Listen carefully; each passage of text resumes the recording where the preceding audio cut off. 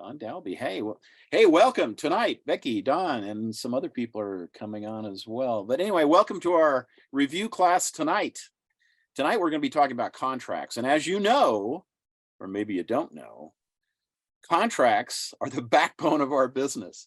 So one thing you have to be licensed for dang sure. So, we're going to really get into it because it has practical application, but because it's so important to our industry and to our business and mostly to our clients, whether they're buyers or sellers, it's on the test a lot. So anyway, let's get going. All right, which of the following is material fact? Question number one, material fact.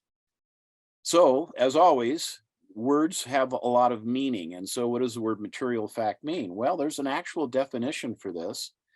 Dan has it in our material, particularly the textbooks. By the way, I was tutoring a student the other day who was having some trouble getting through the exam, and they didn't even bother to buy a textbook. My goodness, folks, you need to have a textbook. So if you're, trying to get in on the cheap, I understand, but you got to factor in that this gentleman had taken a test 2 times and had not been successful. Now, he didn't go to our school. He went to another online, he went to another school, and they didn't even offer a textbook. So, he has a textbook now. He got it from Dan's school. But guys, you get a textbook. I mean, it's only a few dollars. I mean, if you have to retake the exam, what's that going to cost you? Plus all the embarrassment and the time lost. Now, if you're a savant, you're very, always been an A student and you test very well, just do whatever you want. But the nice thing about the textbooks is they have practical use even once you're into business, because I'll guarantee you, after you take this exam and you pass and you get licensed and you're out doing it, within about a month or two, you're going to forget about 70% of this stuff. But it really only comes up when you need it. And you say to yourself, wait a minute, I know we studied this at school, but I can't remember what it said. You could refer to the textbook, and it's very, very helpful. So anyway, quit cheaping out and buy a dang textbook. They're not even that expensive. Which of the following is a material fact? A, the seller is willing to sell for 20 grand below the listing price. Is that a material fact? Material fact is something that would affect the buying price of a property. Well, if they're willing to sell for 20 grand, that sounds like something to do with the price, but it's not a material fact in the property itself.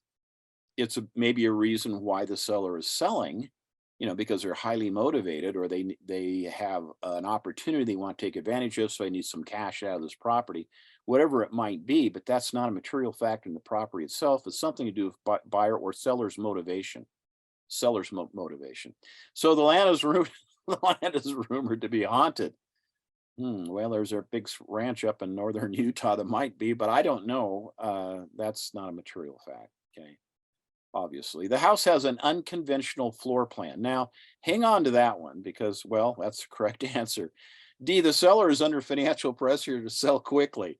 Well, once again, that goes to the party's motivation, not to the property itself. So out of all these, the best one is C, the house has an unconventional floor plan. Now, for some people, having an unconventional floor plan, they're going to like that. Other people won't, but that's okay. There's always a buyer for that house. You just might have to run through several hundred to get there if it's a real weirdo place. And one of the fun things about being in real estate, and when you really start to love it, like I do and the rest of us that have been around for 45 years, is that you get to see some of these funniest things. You go in the house, there's a hallway that goes nowhere. It's like they remodeled, and they probably should have just cut the hallway off and turn it into a closet, or put that space in another room or something, but they didn't. And that would be something unconventional, but it wouldn't be a material fact. Okay. All right. Next one, please. Okay, even if there's no written agency agreement, that would be a buyer's listing or a seller's listing, like an exclusive right to sell, or exclusive agency, or even, well, those two are the main one we use.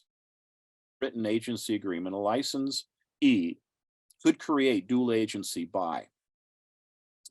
Now, dual kind of means there's more than one. And so what you're talking about when you're talking about dual agency is You're trying to represent both people at the same time, and that's okay. You can do that in Utah, but it has to be done with lots of disclosures, and those disclosures need to be written and they need to be understood. But it wouldn't be created by a hearing at the commission. I mean, you want to avoid those, if at all possible. But the hearing with the commission is when you're already in trouble, and they're looking into it to see if you should be disciplined or not. B, company policy. Would that create it? No.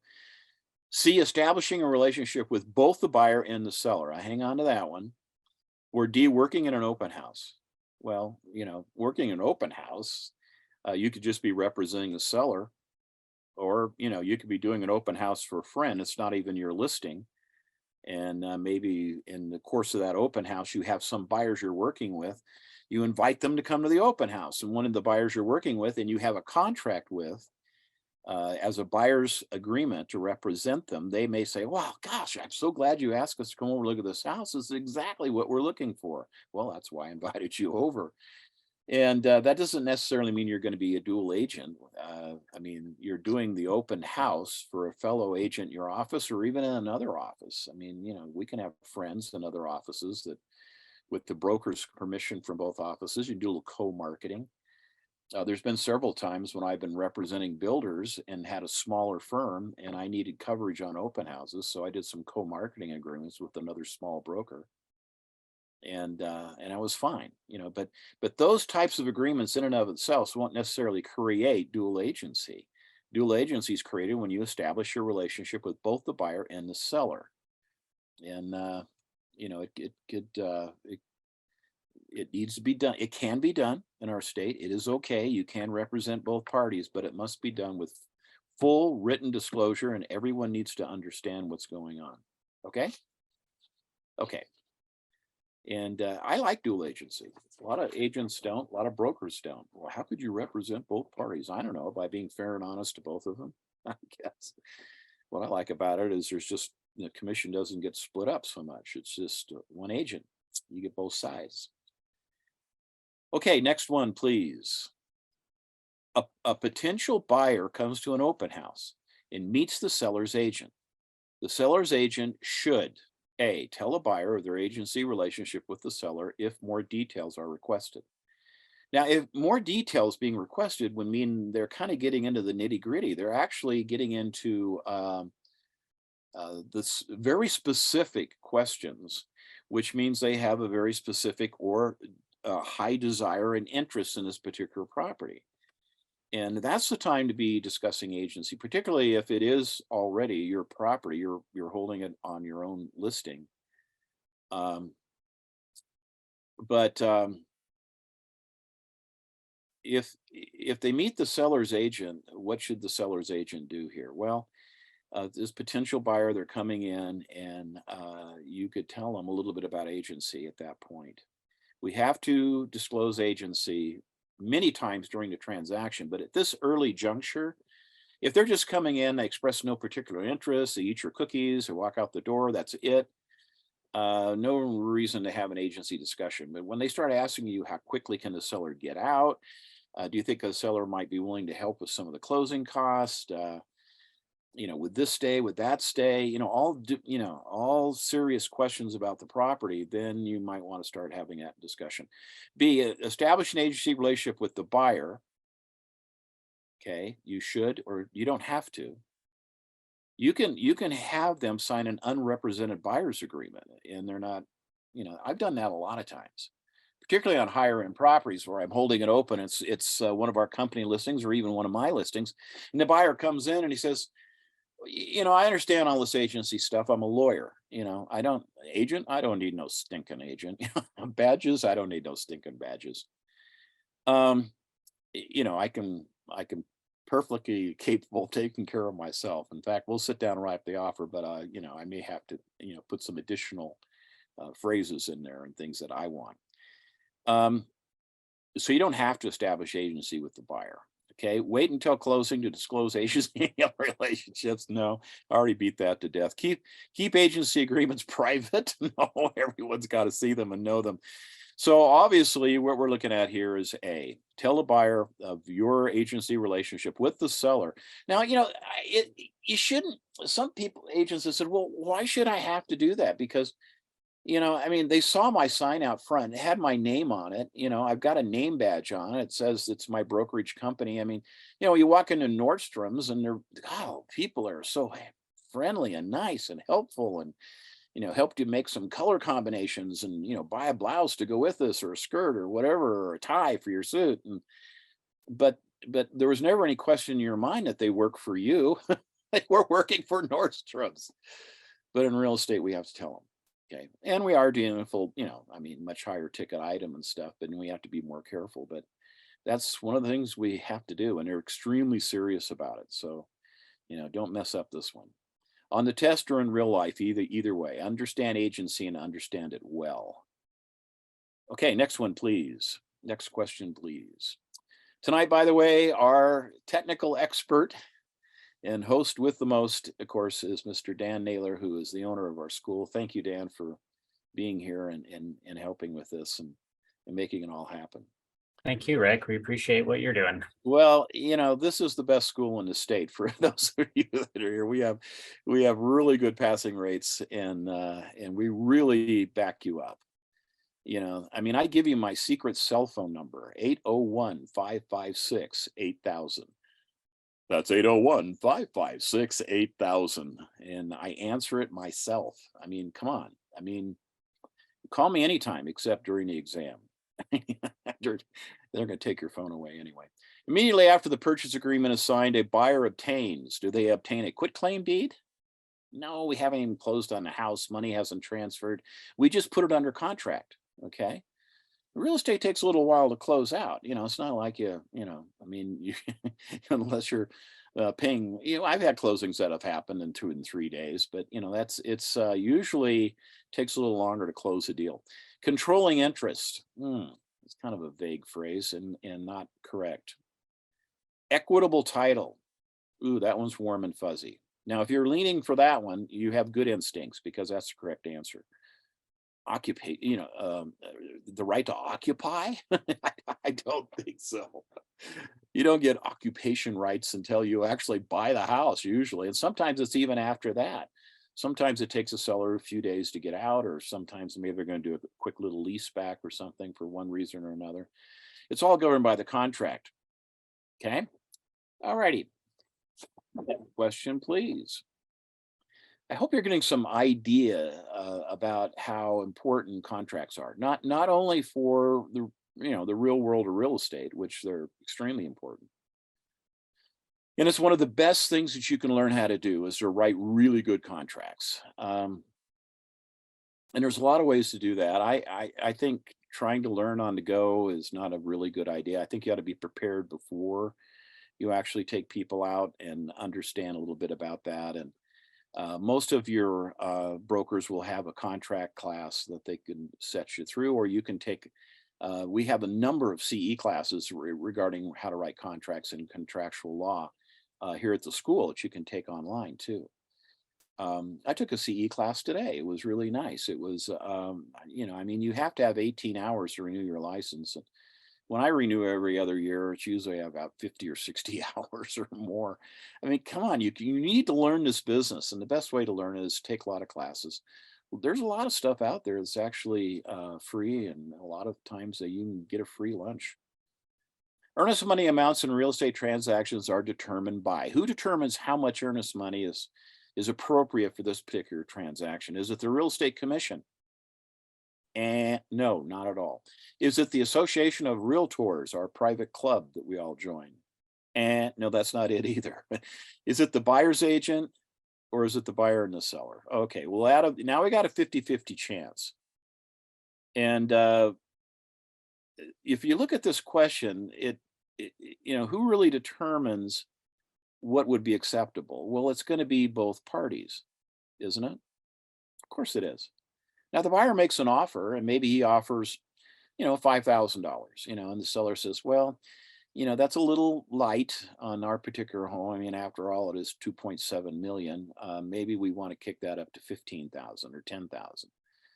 Well, let's try 15. Okay. And they come back and say, won't go 15, but I'll go 10. Okay. Well, okay. Then who determined it? The buyer and seller negotiating back and forth. Correct answer to this one then is D. The buyer and seller determined. Okay. By negotiation. Okay. Buyer offers something, seller either takes it or they counter back and said, no, that's not enough. I want more. Now, there is no rule saying a certain percentage or whatever. And in commercial transactions, you can see extreme amounts of earnest money, 100,000, quarter of a million, 50,000, not uncommon. It depends on the type of property and a number of other factors. So it's all determined by the buyer and seller, primarily by negotiation. Okay, next question, please. Here we have N, and they submit an offer to buy O's property. O submits a counteroffer to N. Now, the original offer is what? Is it executory, executed, canceled, or outstanding? Okay. Executory means it's under contract but hasn't been completed. Executed means it was put up against the wall and shot. It's over with. It's done. Title is transferred, money's transferred back and forth. It's over with. Those two aren't not correct. Okay, so now we're looking at canceled or outstanding. I don't know what the word outstanding means. I mean, outstanding in a field. I don't know. Or it's obviously it's canceled. Okay. Now I know that some of you are saying, well, gosh, if this is as hard as it gets, this isn't going to be that hard. Well, some of you are saying, well, gosh, these are kind of complicated. Depends on where you are in your schooling. You'll learn these and you'll learn them fast. But as you can see, a lot of these questions deal with definitions and there's so many words we have in real estate that we don't really use in normal language. I mean, executory. Whisper that in your sweethearts here, you might get slapped. I don't know. So anyway, the point is this: when you make an offer, and the seller in this case actually counters that offer, a counter offer cancels the original offer. So if they countered and the buyer says, no, no, no way. I won't do that. King's X, let's do our first deal. I mean, so the seller comes out, oh, King's X, I'll take that first offer. No, that first offer was already canceled when the seller countered back. And sometimes, you'd be in a situation, selling a house, buying a house, it can be a very emotional experience. And a lot of times people can make stupid or irrational decisions, and say, well, I don't, they want to include the refrigerator. And, we just bought that 9 years ago. And we paid a lot of money for it. I think it was $3,000 or, I can't, and, what's a used refrigerator worth? Especially if it's 9 years old. I mean, come on.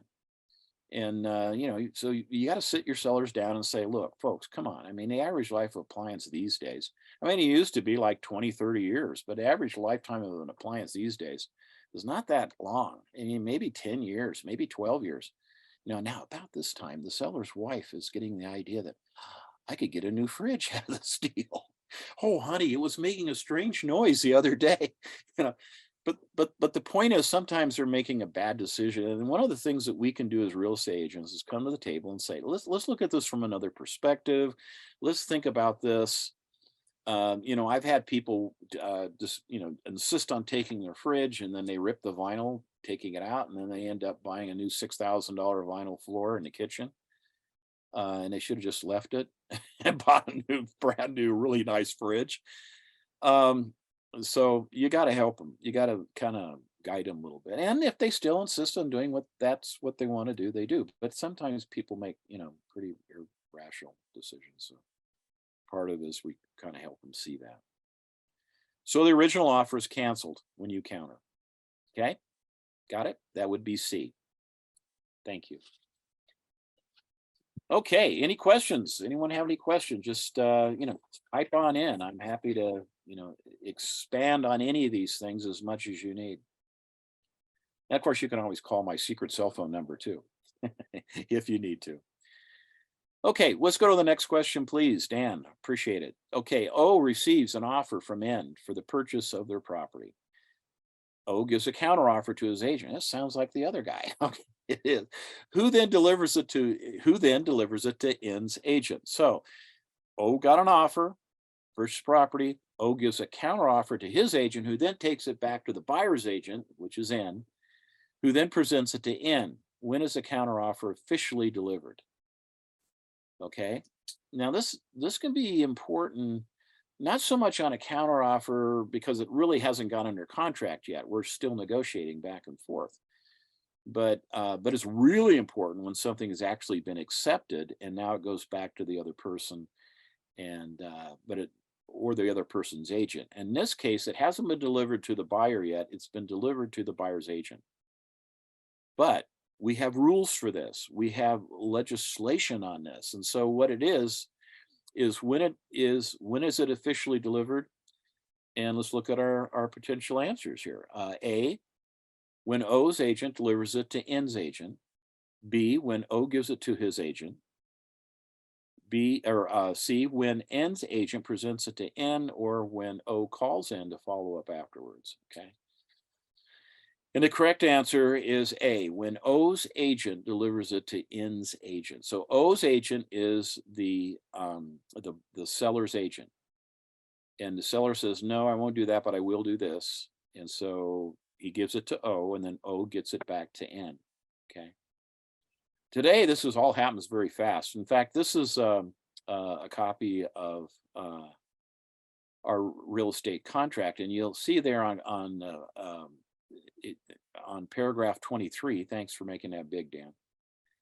Which is acceptance. It says acceptance occurs only when all the following have occurred. Okay, seller and buyer have signed the offer or counteroffer, where noted to indicate acceptance. So it's all signed by both parties. Okay. And the seller or buyer or their agent has communicated to the other party or the other party's agent that the offer has been signed as agreed. And that's the rub on this one, okay? This B, because you don't have to get it all the way back to the buyer or the seller. It doesn't have to go all that far. It can just go to their agent. So when their agent knows, that's when acceptance occurred. So if the agent got it, it was a signed counteroffer, and so now we're under contract, and he calls his sellers to let them know, okay, we have a contract now. The buyer signed it, and the seller says, oh, I changed my mind. I don't want to do it. It's too late. Well, you hadn't told me yet. Well, yeah, but they told me. And why? Because right in our agreement it says buyer or seller or their agent has communicated to the other party or the other party's agent that the offer or counteroffer has been signed as required. Okay.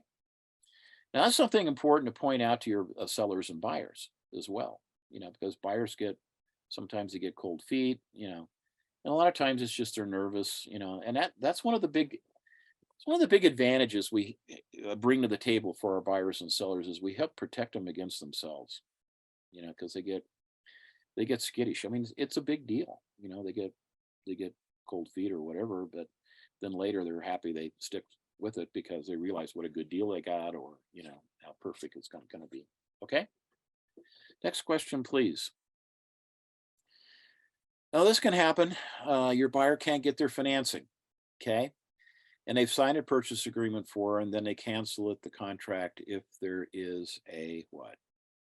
Due diligence clause, financing contingency, agency agreement, or a deadline. Okay. Now a deadline, definitional, right? It says this offer expires by this time, and that's defined in the contract, but can also be altered to fit different situations. An agency agreement has nothing to do with this, and a financing contingency is really kind of what we're looking for here. And a due diligence clause is the a buyer's right to look at a lot of things, and if something doesn't seem right to them, or they find something wrong, or they decide it just won't work for them because of one reason or another, then they can walk away and get their money back.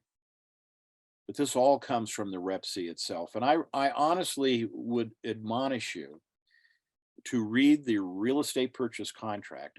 It's a number of pages, guys. I mean, I understand, but still, you need to read it in its totality and kind of understand where things are. Like in the first page, that's where we have a lot of the finance numbers and terms. And, the last page, that's where we have all the dates of different things and when we're supposed to close. Because when you're taking the test, there's going to be questions involving that form. And it's going to say, according to the contract, and they have a contract that you can flip through, electronically, like we have here. Okay. Then, but you got to kind of know where it is. Okay. And speaking to this question specifically, this is 8.3. It's a financing condition. And you see under B there, it was actually checked that finance was required. See where there's an X in that box there? And then it goes on to say that their obligation to purchase is, and two caps there, IS, capital letters, condition upon the buyers obtaining a loan reference in section 2.1C. This condition is referred to as the financing condition. And if checked, then all these other things apply. Otherwise, they do not. The things down below here, like I, and I3, I, and 8.3b. And this is why I want you to be familiar with the contract. I want you to read it a few times and try to read one that's actually filled out. We have several in our manual you can refer to. So this kind of would give you an idea of where to look for things, like does the buyer have the right to cancel a contract if they don't get their financing before the deadline? Well, here's where you answer that question for dang sure. Okay. Okay. So the contract form that you will have on your test will actually be filled out. And the questions that they ask you in reference to that agreement will be specific questions about the agreement, like this one. Can they get their money back if they can't get the loan? And the answer is, of course, yes, they can, if they cancel for the deadline. Okay. Well, when's the deadline occur? Well, once again, it's in the contract. Okay. Cool. You can do this. You can do this. Okay. But you're going to have a lot easier time at it if you are familiar with the agreement and you've read it a couple of times. If the first time you are reading the real estate purchase contract that we use in the state of Utah is in the test itself, I hope you're really one good multiple choice exam taker because you'll still pass. But if you're not, a test maniac and you're just really good at multiple choice testing, you're going to struggle. And I don't want to see that happen. That's why I'm being overboard and admonishing you. Next question, please. Let's talk about a lawsuit now. We've got a lawsuit pending. Oh, wait a minute. We've got a different, I'm one question ahead. Okay, so R submits an offer to purchase E's house. Okay. I love this house. Let's write it up. And you write it up. Later, R decides that they do not wish to purchase the house for the offered amount. They must communicate withdrawal of the offer before what? Okay, well, A, the agents discuss the offer. Yeah, you don't even have an offer. We're talking about withdrawing their offer. Okay, so the agents can discuss it, but an offer can be withdrawn any time prior to acceptance. Okay, and that's why we determine acceptance. We just looked at that paragraph in the Rep C, and it's when the buyers actually get a copy of it back. No. When the buyers are told it was accepted. No. It's when their agent actually received the accepted offer back. Okay, so let's look at B. Okay, a change in the term. Wait a minute, no, that's not it. Okay, the age. Okay, go ahead and mark it, Dan. Okay, the agents discuss the offer. No, E tells their agent they want to they want to accept the offer. Okay, that's the seller telling their agent they want to accept it. Now, so far there's been no communication back to the other buyer or to the buyer and their buyer's agent. And look at C. This is the correct answer, by the way. E's agent tells R's agent that the offer's been accepted. And the buyer doesn't even know yet, but their agent knows. And that's why it was written in the contract that that's when acceptance occurs. Okay. So that'd be a good thing to mention to your buyers before as you say, okay, now I want you to understand how this works. I'm going to take it over and get it to the other agent. And, because, and you have the right, through board rules and regulations. It's not happening much right now, but you have the right actually to be there when that offer is presented, or at least your offer is presented. We've been in a market where there's been lots of multiple offers, and they're not going to let you sit in a room when they discuss everybody else's offer, but you can be there when your offer is presented so you can answer questions that the seller may have, about your buyer and their ability, as far as or their interest in that type, or they just may have an interest in, getting a little bit more background on the buyers.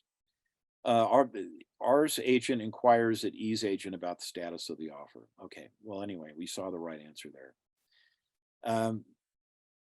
It's when the seller's agent communicates back to the buyer's agent that it's accepted. That's another nice thing about being on both sides of the deal. In this case, you would be a dual agent, if you're on both sides of the deal. I mean, but even if the buyer is unrepresented, you'd at least know. And there's the accepted definition again: communicated to the other party or the other party's agent, under B there, right in the middle, that middle line. Okay, well, we've beaten that one to death. And why? Because it's on the test. Okay, I want you to know that for dang sure.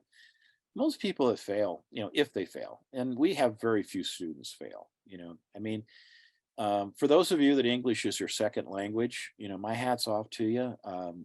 Because this is a lot of technical terms. You're going to have to work extra hard at making sure you know the vocabulary. But even if English is your normal first language, then you still have to know everything in order to get through easily. Let's go to our next question, please. Now, this is the lawsuit. Okay, this is a lawsuit for specific performance. What's it all? Well, let's look, seeks to. What are we seeking to do here? A, change the terms of the agreement. Help a buyer cancel a purchase when they can't get financing. Enforce the terms of an existing contract, or remove agents from purchase transaction.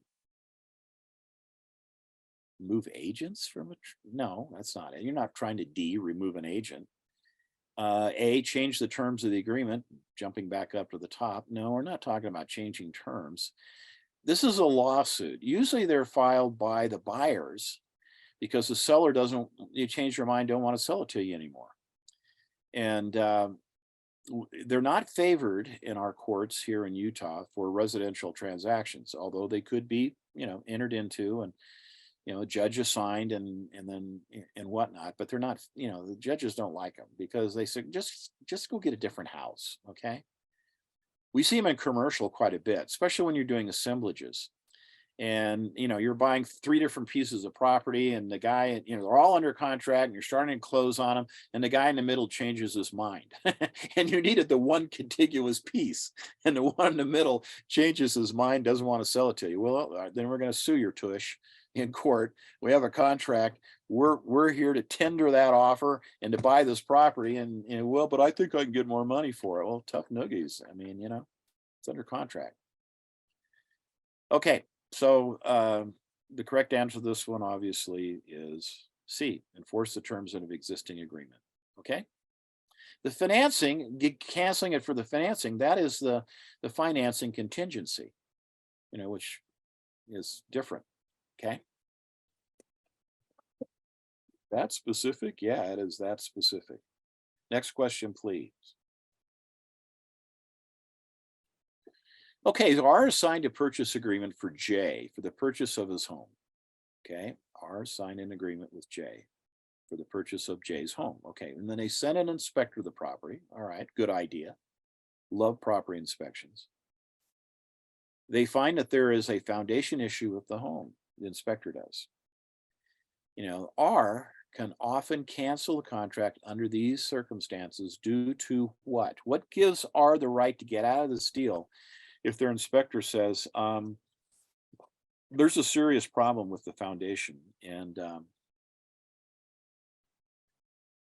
don't know why you didn't see it, but it was behind a bush, or maybe it was covered up somehow. But anyway, what gives the R the right to get out of this agreement? It's the due diligence agreement contingency. The due diligence contingency. Hang on to that one. That's warm and fuzzy and the right answer. B, financing contingency. Well, the fact that there's a foundation issue has nothing to do with financing. I mean, there's even loans that you can get on properties that have, you know, repairs needed. There's so that wouldn't really affect the financing depending on type of loan you're trying to get. See the appraisal contingency? No, it has nothing to do with the dollar amounts or the market contingency. I don't even know what the market contingency is.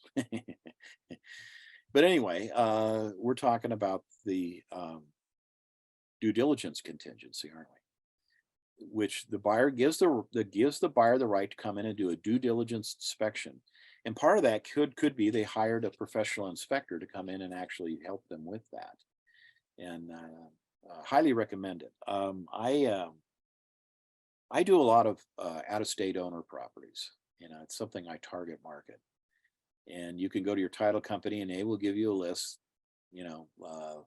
Last list I got from my title company was about 780 properties in the market areas that I was interested in, that are properties that are be owned by someone that has their tax notice sent out to a different state. And the largest state is California. And then, of course, we have Arizona and Idaho that come run neck and neck for those owners. But I market to those owners. And when I market to them, a lot of times they say, well, Rick, we haven't even seen that house in 3 years. We turned it over to a property management company, and I don't even know what kind of condition it's in. Because the seller has to fill out a property condition statement, and they'll say, well, how do we fill this out? And I say, well, you have to fill it out honestly. I mean, what the history about the house could be put in, but that probably, or if you have recent things that have happened or problems with the property and whatnot, you need to put that in according to your knowledge, although you may not have seen these, but maybe your property management company kept you informed, or maybe the same tenant's been in there for the last 3 years. I don't know. And they just send a check and you don't even have property management. So you may not know. Well, in those situations, particularly, for sellers that own property that live in California, I tell them one of the things that I want them to do in order to market their home successfully and to keep the deal together is I have them order an inspection and pay for it. Now the inspections aren't cheap; they're $400-500, sometimes more. Bigger properties or duplexes, fourplexes, they're going to charge appropriately. If there's 4 kitchens they have to look at, it's going to be different than if there's just 1 or 2. So, and that might be $600. I don't know, but I require them very, pushingly that to do that, and also to give the buyers a home warranty. So for a year, if something wrong goes with the house, and I like to use a specific warranty company, which I won't mention here, but you can call me and I'll tell you what it is. Because their warranty is not filled with all kinds of loopholes. Like for instance, a lot of warranties say, well, we cover garage doors, but if you read the fine print, it doesn't cover the spring in the garage door, which is usually what goes wrong with them. So, buyer's garage door, they're living there 6 months, garage door goes kaplooey and springs needs to be replaced and whatnot. And the home warranty company won't cover it. Well, you didn't read the fine print. Okay. So I like to use a warranty company that doesn't have fine print. I mean, at the garage door, it's everything, the bracket, the motor, the spring, the whole thing. It's not like, oh, well, we want to eliminate the thing that causes us the most amount of claims, but still say we cover garage doors. So anyway, because they're out of town, and so altogether that might cost them $1,000-1,200. Okay. But a lot of times these are properties that they received, it was one of the 2 spouses, it was their parents' home and they died and they left it to them, and that's free and clear a lot of times. It's the way I explain it is this is the best keep your profit insurance you're ever going to buy, because if you gave them a proper, thorough, professional home inspection, so they knew the condition of the property, that makes judges really unsympathetic when they come back and say, well, but you knew there was a problem with the foundation. It was right here in the report that you were given. Okay. In fact, as I understand it, the seller bought this and gave it to you so you would know there was a problem with the property. And not only that, but they gave you a home warranty for a year as well, to cover, initial things. Because when you're buying a house, it's a lot of money out of pocket, maybe. And, then the dishwasher goes out and, oh my gosh, or the furnace, worse, that kind of thing. And, home warranty, like you pay $60 deductible and you get a new furnace. My gosh, it's great. So I do that because, these people out of state, they don't want problems, and I don't want problems either. And even if they were living in state, I try to do it. But the out of state people, like I mentioned in this example, they haven't even seen the house for 3 years. I mean, come on, or maybe they've never seen it. They just inherit it and turn it over to a property management company. I don't know. All right, so due diligence contingency is how that works.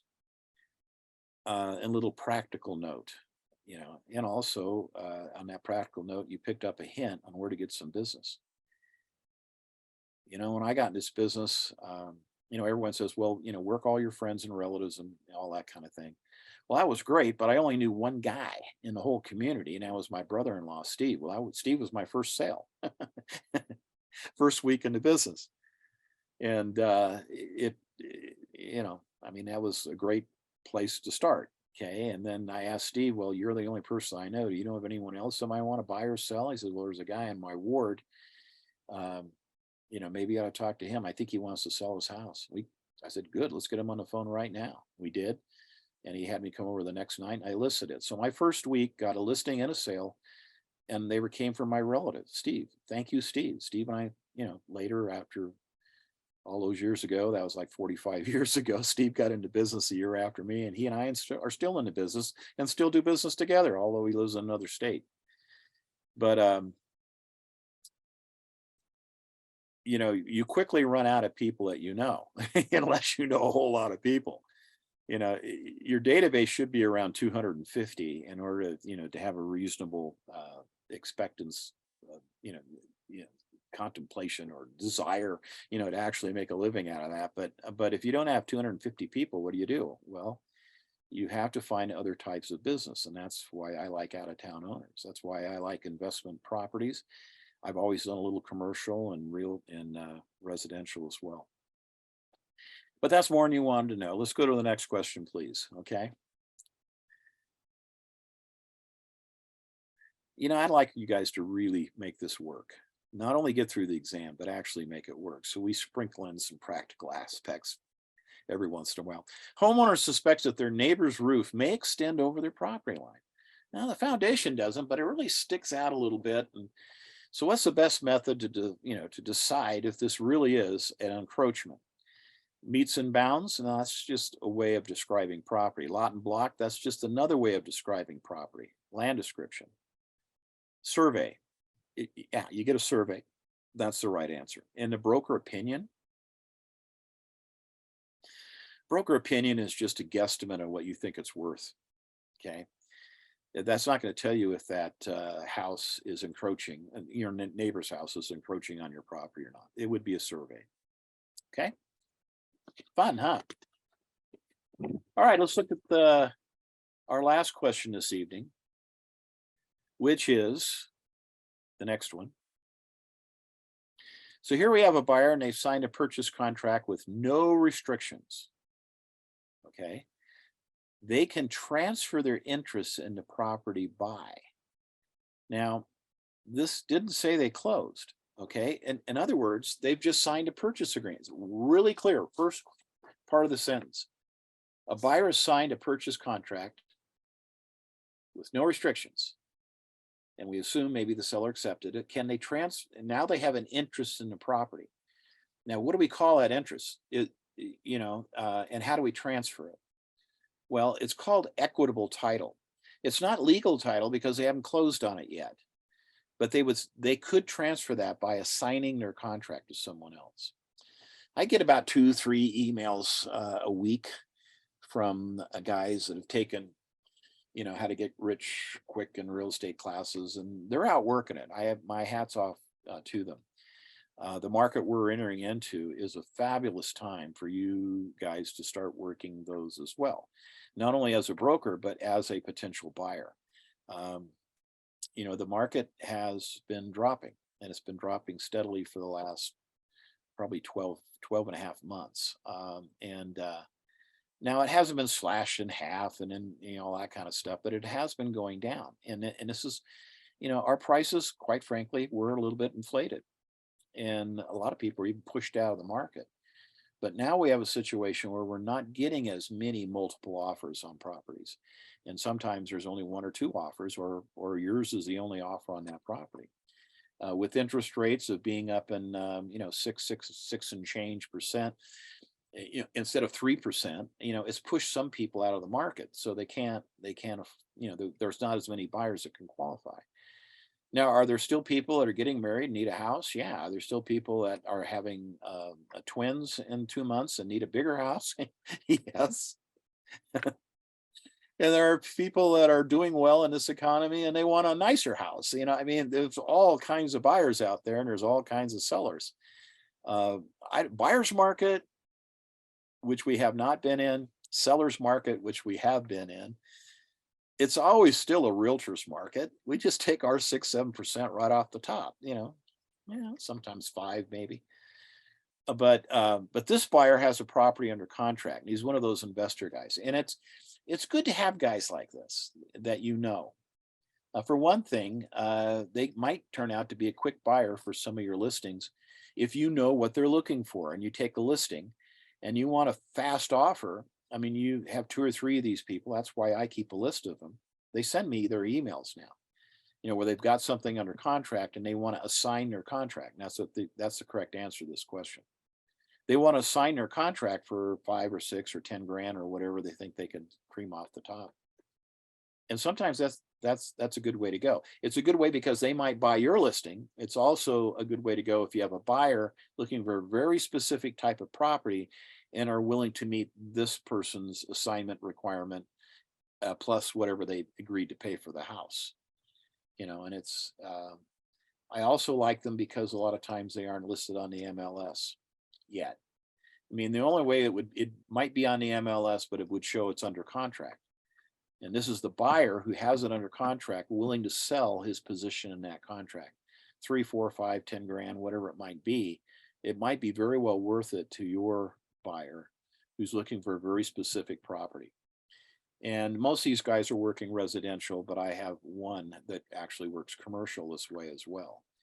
And one of the first people I call when I have a buyer for a commercial property or someone that's looking for a lease of a specific type of property. And you'd be surprised, we've done deals together, so it's don't say, oh, use my competitor, he's trying to, no, look, there's enough business to go around. This is not an escrow, he doesn't have it in, there is no interest called an escrow. This will end up in an escrow, but because it's an assignment in perhaps. An agency agreement, no, an agency agreement is either a buyer's listing or a seller's listing, or exercising the financing contingency. Sometimes when you have an answer like this one in D here that rattles on longer than the others, it's, there is a preponderance of times when that will be the wrong answer, which it is here. This sounded good, it rattled on for quite a bit there, but it's an assignment. Okay. Okay. Thanks so much for being with us tonight. That's it. I want to, we have just a couple of minutes left. If anyone has Becky or Don or any of the others that have showed up. Oh, Don just says thank you. Well, thank you for being here. We really appreciate it. That deal that I did with Steve, where I got a great start, was very helpful to me. Now, I was a young kid. I was in my 20s, and man, I was starving to death. I had one baby, one little boy. My wife wasn't working. I had a summer activity I worked really hard at in order to get a little bit of cash reserves to get into the real estate business. And at the end of the summer, it didn't work out the way it should have. And so I didn't have any cash reserves. And I decided, well, I'm just going to go for it. And I did. And I was scared to death and worked really hard. I was in an office, small office back in those days. We only had 9 people. They were all very well established in the industry. Most of them didn't even work weekends unless they had an offer come in or if they had a buyer that they were working with. So, I would go in every weekend and work. I'd work in the evenings, I'd stay late. When people call on a real estate office, or something, of course, now we put all the signs I have, it's just my cell phone's on the sign. If you have a broker that insists on putting the company phone number on the sign, I wouldn't work for them. Just my opinion. Okay. I want those calls going directly to me. Okay. But back in those days, a lot of times we put both phone numbers on the sign, and that, heck, I could be in the office or someone might do a walk-in, and I had all those things happen. But I worked really hard. And at the end of the year, I made Rookie of the Year, did about 54 transactions my first year. Second year did about 98. Okay. This is a fabulous business. It's a kind of business that can take you from a scared, broke 20-something-year-old. We bought our first home 3 months after being into business. Everyone said, "Oh, you'll never get financing." We got it anyway. The lender said, "Oh, well, you work for who?" "Oh, yeah. Oh, yeah. I've heard of you. I mean, yeah, you made Rookie of the, yeah. Okay, sure. I get you." And anyway, your dreams can come true. Don't let anyone tell you they can't. What I'm more proud of that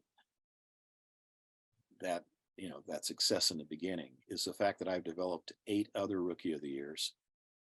And I've also helped hundreds of agents win production awards.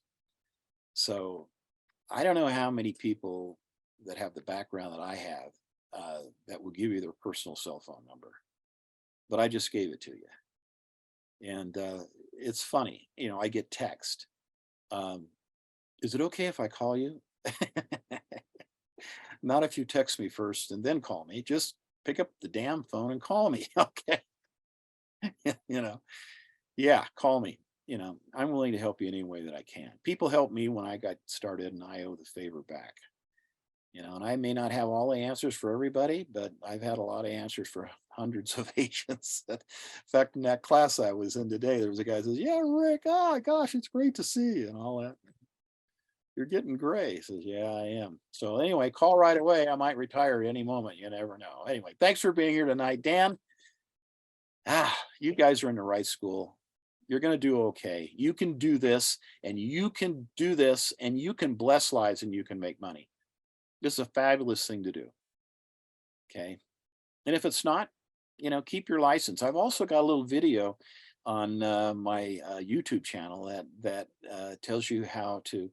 It's called the 5 Flips to Freedom, and what it is it shows you how to have your license and buy homes and use your commission and whatnot. And by the time you get to every 2 years, you buy a new house. Now, if your kids are teenagers and they made the cheerleading squad, forget about it. You're stuck there for a while. But if that's just the way it is. But if your kids are young or you don't have kids or whatever, and you can move around every 2 years, by the time you buy that 5th house, you're paying cash for it. So it might take 10 years.